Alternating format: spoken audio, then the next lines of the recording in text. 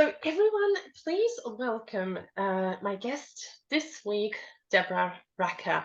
And Deborah, I've given you a tiny little bit of an introduction, but I would love for you to tell us more, fill in the gaps, and tell us a little bit of your journey, how you realize you've got your gifts, and what you're doing now, because that's a little bit different. Thank you, Kasha. Thank you for that. So thank you for having me, Deb Raca. I am a transition coach and transformation consultant, and also an intuitive. So I've known for all my life that I'm intuitive. Growing up, I could see and hear spirit, and very, very often would put it aside out of scaring myself, but also not wanting to be weird. So when I would share some things with the big people in my life, they would be saying, no, it's like you can't be talking like that. You're going to scare people. So I would shelve it. But I always knew I was intuitive. And as I got older and went into down different career paths, I realized that I could use that intuition to guide me, and use my spirit team to guide me. And they always have, and I've never fallen short. I've never been out of work for long periods of time, like, your gaps in between, but for long periods of time. And I've always fallen into the right role at the right time that has really shown me, helped me to grow. So we all have intuition, all of us, and some people tap into it more than others and lean into it more than others. And I really lean into it with my work. So I work with executive teams and management teams to get the best out of them, to help them with their change projects and their change initiatives. And to do that it's all very people-centric work. So my intuition really helps to guide, and pull out the best in them, asking the right questions at the right time, and flexing my trust muscle. So when I'm not quite getting it, is tapping into my spirit team and flexing my trust muscle that they've got me and they've got my back and they'll help me to help that person. So if you are an intuitive out there, feeling like you're in the 3D world and stuck, and you can't use your gifts in your day job, you absolutely can. Be still. Learn to really tap into your intuition, into your gut, because that is your God source. It is the source to everything, and let that guide you. So happy to talk to anybody at any time about how to do that. And how to tap into those gifts in their day job. I love that so much. And yes, I would love to know, actually, and I'm sure my listeners are wondering the same. How do you listen to your intuition? How does your intuition guide you? Like you've mentioned, you work with your astral team, your guides, your intuition. But for those of us, let's say, who are just starting to learn to trust their intuition, we're not sure, is this intuition, is this my imagination? Guys, can you please, Deborah, explain how perhaps this happens for you so that we can discern? Are we on the right track? Sure. It's really about, if it is coming from an ego space and you're not getting anything, then you're overthinking it. If you ask for some guidance or an answer to something and you're feeling it, you will feel it. It is a feeling. It is a thought. It isn't a thought. It is a feeling. If it is a thought, it's coming from your ego space, and that's not the right answer. If you're not getting anything at all, then again, it is not. It's hard to explain, but it's not. It is a feeling. You will feel it. You will feel it somewhere in your body, and if you go with that, then and let that feeling lead you. It will lead you to where you want to go. And often when you're speaking to people, we're all energy beings. They will send you the energy. You will feel from them their anxiety. You will feel from them their fear. You will feel from them their excitement about something, and you hone in on that feeling and let that guide you. And often those feelings will take you exactly where you want to go. And people will be saying to you, you really get me, is because you're feeling into the energy, you're feeling into, and your spirit team will guide you down that path very easily. So fascinating, yes, because I guess it takes a little bit of practice and a little bit of trial and error to know It's about how trusting to, your trust muscle, right? It's about yeah. putting all things aside and really tuning in, and then just trusting. Trust is the key here. And if you trust that your spirit team and you trust in yourself, and you trust in what you're feeling and go with that, and then you build on that, because the more you trust, the more the messages are clearer and clearer, and you're going to feel better. You're going to feel more. You're going to feel more into it. Then it's validating. And so with that, you grow that trust muscle. Mm, it's a good way to explain it. Deborah, what about your guides? How do you experience your guides? Do you see Yeah. them? Do you know them? Do you know their names? Do you feel them? Yeah.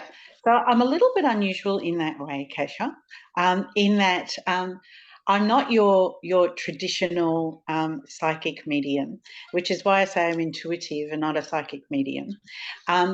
I don't know my guides intimately. I don't know, although I do know that my grandparents who have passed away, they guide me quite heavily.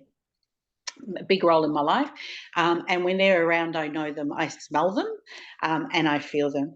But when I'm getting messages from spirit, it's often a feeling, and that's what guides me. So I'm not your I'm clairsentient, or I'm or any of that. I get what I get by my feelings, and that is what guides me.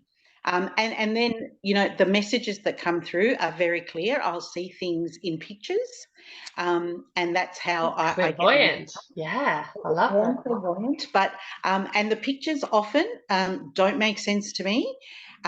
They will make no sense to me, or if they do and they make up a narrative, that's great. But sometimes they don't make sense, and often they don't even make sense to my sitter. So the people I'm reading for will sometimes go, no, no, no. And I'll often get messages later that will be like, oh my goodness, you were just so spot on. This, and this, and this has now happened, tick, tick, tick. But at the time, it means nothing to anyone. I do hear, I do get a lot of messages, and this might sound bizarre, come through in music. So music lyric is like, what does this mean to you? Or why is this song playing in my head? And it will be associated to a time, a place, a person. So there's different ways that I get my messages, and spirit speaks to me. But in terms of my guides, the only real guides I have are my passed over grandparents, who are still very much alive in my life, just not in this world. So that's how I get my my messages and my spirit. Deborah, and thank you for breaking it down for us and how you experience it. I'm always curious, and I know my listeners will be as well, because I think when we can honestly share how we experience it, there's either going to be similarities that help us when we question whether we're actually getting anything, whether this is intuition, So, and I knew when we met in very hectic circumstances, and we had a brief little chat, and you told me what your gifts are, but also that you don't use them in the spiritual arena as such, but you use them in what I call a 3D job, a work that is here, and not to take any importance from what you do, because I believe that whether we work in a supermarket's deli, or a teacher, or a doctor, or a fireman, or office person, we have, if that is a purpose, we can shine the light, we can still be sparks for others, we can inspire people, we can make it a meaningful job. But what I want to, or what I was hoping you could tell us more about, is actually,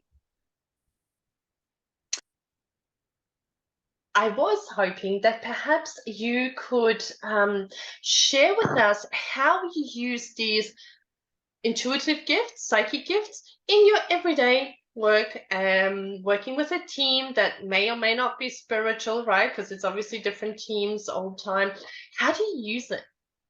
Okay, so can I just go back a step? You were Sure. saying about there is no right or wrong when using your psychic abilities, right? You can follow the mainstream and label your gifts, which is what I don't do. But if that's what works for you, so you're able to manage your gifts and grow your gifts, so be it. There's no right or wrong. It's just knowing your purpose. And then going back to different roles that we play, it doesn't matter what role you play in this 3D world, what job you hold, is you're here for a purpose. And every single thing that we do, and every single moment we have, us having this conversation, me putting my socks on in the morning, whatever it is written, right? It is written for your soul's growth. So whatever path you're taking spiritually, it is written. Just trust that you're in that exact moment, in that time, and you're being guided. You're just being guided exactly how you need to be guided to get to that point. So I just wanted to make that point, but also to the teams that I lead, are very high functioning teams. They're exec teams and highly functioning teams, project teams. And yes, you're right. Not all of them are into, intuition or that kind of way of thinking. It really is about getting them to think about what is their passion, what is their purpose, what is their why, what is their, all of those things, which then make up a coaching conversation. And that coaching conversation then leans into that whole emotional arena, or that whole spiritual arena. There's a lot of aha moments in those conversations where people are like, oh yeah, I never saw it like that, or oh yeah, I didn't realize that I could trust my gut on that, or how to use my intuition in that. So often I will get people to, I'm in two minds, Deb. Do I go for this role? Do I not go for this role? Do I take this path with my team? Do I not take this path with my team? What do I do in this instance when I'm, got my coaching hat on? And often I'll say to them, if you put your right hand on your gut and close your eyes and ask yourself that question, that answer will come to you very, very clearly. You're tapping into your intuition. And at first they'll laugh at me and think, oh, well, this is a bit, hippie, it's a bit woo-woo, but they do it. And often people will come back and say, now I use that technique really often, and it hasn't, it guides me in the right way. So it's just bringing it in slowly, having people understand that you are not just a human being, but you're a spiritual being too, made up of energy, and trust the energy in the room. Trust yourself to lean into that energy. So that's often how I do it. And we get some pretty good results. So try that, just that little technique. Try that if you are in the corporate world, in the working world, and see how that goes when you're coaching. Even use it for yourself when you're making decisions, and see how you go. So there's lots of different tips and techniques that you can use in the real world that might be able to help you, that are simple. You don't need any music going in the background, or a quiet space. It's in that moment. You could just put your hand on your gut and just use that to guide you. So it's the first impression thought that comes to you. That is intuition. Absolutely. Anything after that is your ego. I Anything love after. that you said that. I love that, because in my experience working with students who are learning how to awaken their psychic abilities, often, of course, they have this idea of how intuition or guides are going to come through for them. And when it doesn't happen like that, when it's like this faint little thought or something, they question it and they wonder what it is. And often also what happens, and I love that you said anything after that first impression is your mind, your ego, because what I've experienced is that when sometimes a student would ask something and they wait long enough, their mind starts to search for answers, and then they're like, well, now I don't know which one it is, because they ignored that first initial thing because it was so faint or so quiet. It wasn't like a, as I always joke, Patrick Swayze ghost like appearing before them saying, hey, Burning you need to bush. take this path. Yeah, yeah. It's not a burning bush. You're not going to get a burning bush. I'm Mm. sorry to tell you. It is that first impression, and it's trusting that first impression. It really is about trusting, and really understanding what you have control over and what you don't. So if you don't have control over that feeling that's come, which you don't, right? Because it's the first thing that's come in, then that's the thing. That is your answer right there. Mm. Don't try to overthink it, overbake it. Don't go there. Just go with that first thing. And once you've done that once, twice, three times, you start to realize that, yeah, this works. And then you become more and more trusting of feeling into your intuition in that way. Even Mm. when you in relationships, often when I'm relationship coaching, people say, how do I know? Well, trust your gut. Trust your gut. Put your hand on your gut and trust your gut. And for the people that have done that and then gone the opposite to that, because they've wanted this romance that is not going to happen, and I've let them know that, they'll often come back and say, I should have trusted my gut. Yeah, and I get that a lot. Is I didn't go with what I was feeling. And again, it's a feeling. If you ever when you're speaking and you're saying, "I thought that," that's your ego self. When you're feeling, that's your intuitive self. Feel into it. So if you're getting a feeling, that's the path you want to take. I love that, and I really enjoy talking to you, Deborah, about this because we are when we talk about intuition, you and I use maybe different words to describe like where intuition sits and stuff. Like I would say clairsentient, which is the feeling, and you localize it for people, and you say the gut and stuff, which I love because I know that my listeners are some of them are very left brain. They need to know exactly like, but what do you mean clairsentient? What do you mean feeling? Where do I feel it, right? And so I Yeah. really appreciate you localizing it for us. Where that feeling can be, right? I feel it also in my heart, and I know that with maybe because I've been like I use it every day in practice, and clear sentient is big for me. I feel it, so I know also like when I feel the presence of a guide or someone, I can feel it here, and then I know, okay, that answer is coming from them. And so I know for those of you listening who are, curious to explore more, who want to go deeper, who want to focus on intuition or connecting with your guides, with a little bit of practice, it will get stronger and stronger, and you will feel it, hear it, sense it. But not also limit yourself. It doesn't have to come in like with Deborah, where she sees images, and if it doesn't come that way, it doesn't mean that you don't have it. We all have different gifts. Deborah, I would like to know actually, because you mentioned relationships. So do you mean like you work with couples as well? I do. I do. So again, taking a step back to the Yeah.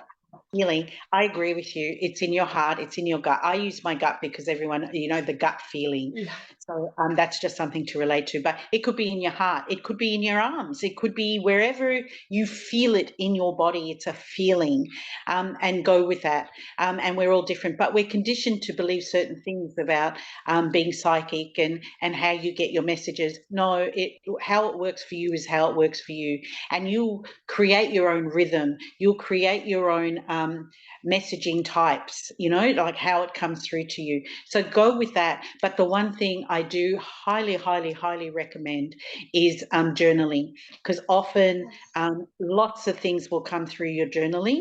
And again, it might not make sense to you at first, and it might be a bit wishy-washy and, oh, this is a bit, I'm keeping a journal. Do it, because as you look back, you will see your soul's growth. You will see your growth in this arena, and there will be lots of messages there too. So I highly recommend that you journal. And often your spirit guides or your spirit team will send you those messages through your journaling. And again, if it doesn't make sense at the time, it will, down the track, you look back and you'll have those aha moments. Well, now So, you've opened this. So before we go into relationship, I need to know more about this journaling, your way, how you do it. How do you do it? Is there a process? Do you say something? Do you meditate? Do you just open your journal? Please Yeah, share it with us. all of the above. All of the above. I've got my journal beside me most times, and if I don't have my journal, I have my phone. So if something's coming to me and I haven't, I haven't physically got my book there, I will open up my notes and put it in my phone, and so it's there. So then I transfer it across, but it can come through in any which way, right? So the journaling, it could be in the mornings. I do wake up very early, and I try to have my 15 minutes of. I have a very structured routine, and they're not routines. I'll change that to my ritual. My ritual is to wake up, to give thanks for the day, to give gratitude for the night before, to really hone in on the day that's yet to come, right, and be open to whatever it is that's coming. My feet hit the floor, and that is it. From that moment forward, it's just attitude of gratitude in every single moment. So, and that's when I'll journal. I'll, be grateful for things. I'll ask for messages on things. If I've woken up with a thought or I've had a dream and it's like, please tell me a little bit more about that. Or I've had this thought, someone's popped into my mind, please tell me more about that or guide me. And you know what, Kasha, 9 times out of 10, that person will call me or in some way contact me, because I'm waiting for the message. And the message isn't just coming to me intuitively, it's coming in different ways, right? Or someone will mention that person's name or say, oh, if you've not heard from so-and-so, they're overseas at the moment or they're having a hard time, and there's my message. So I'll write it in my journal, and like I said, most times I will get my answer in some way. Sometimes it's just I need a little bit of grounding, or I need a little bit of direction. Give me a sign, and I'll get my sign in some way, shape, or form. It'll come through music. It'll come through someone else. It'll come through a number plate on a car. It will come through simple things. A butterfly. Just give me a message, and I'll get that message. So journaling is a really lovely way, and you can use your journal in any way that you want. It's entirely up to you. Don't let the conditioning, as I said before, of any of who you are and how you show up come into play with your intuition, with your journaling, how you show up.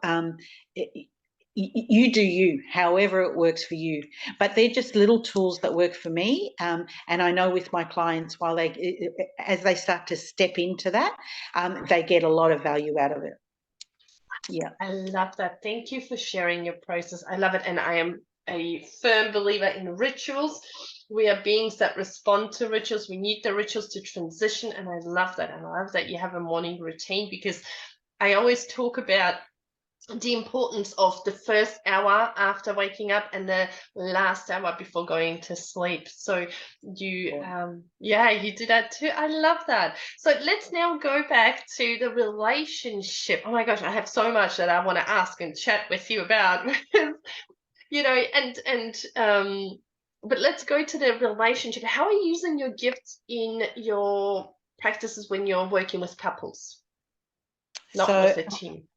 Again, it is about leading into the energy.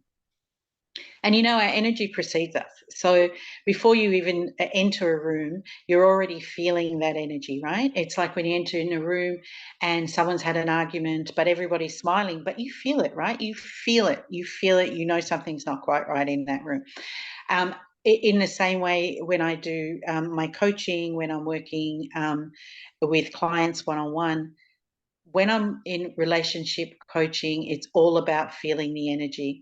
And almost instantly, if you're feeling the energy, whether this is a genuinely happy and together couple, or whether they're holding it together just to be in a relationship, and then navigating that, right?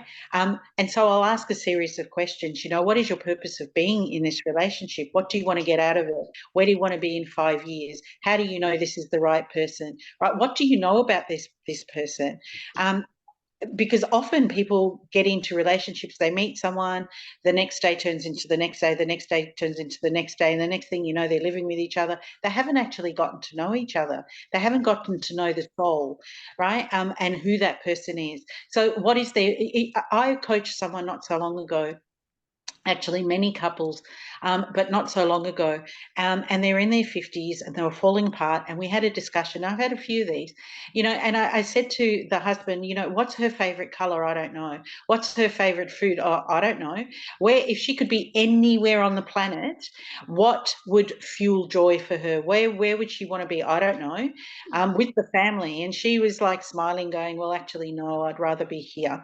Like they just don't know each other intimately, because life takes over.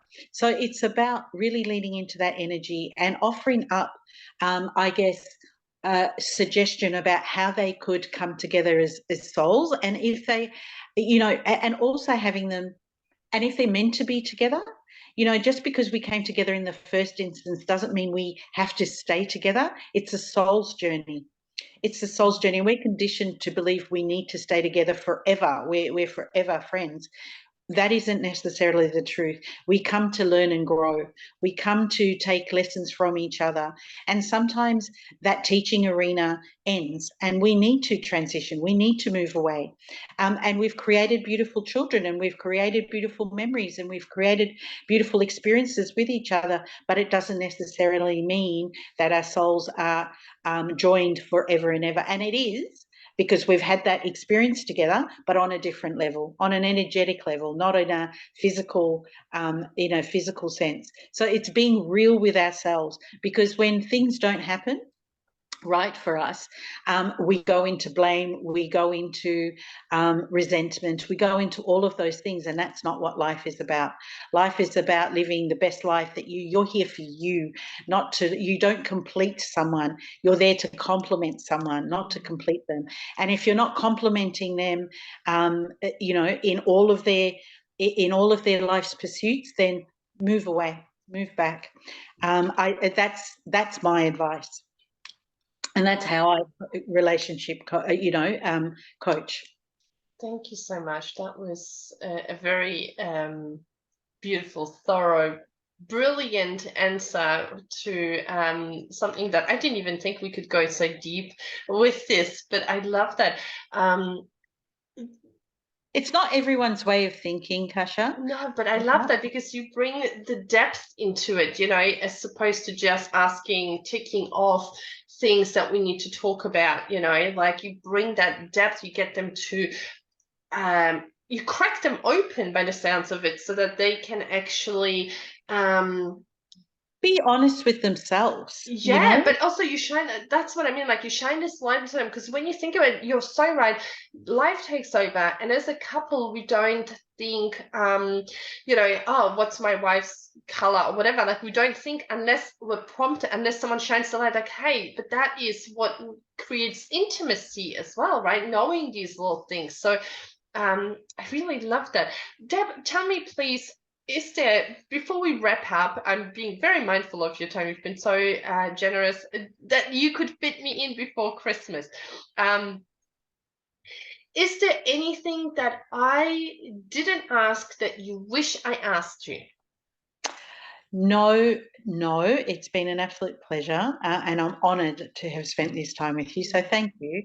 But what I would like to end with is, be true to yourself. You are here for you.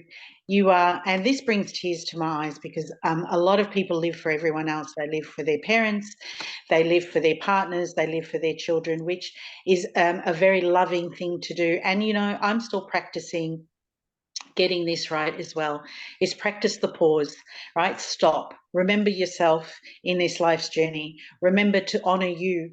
Remember that you are made up of energy, and your intuition will never, ever take you down the wrong path.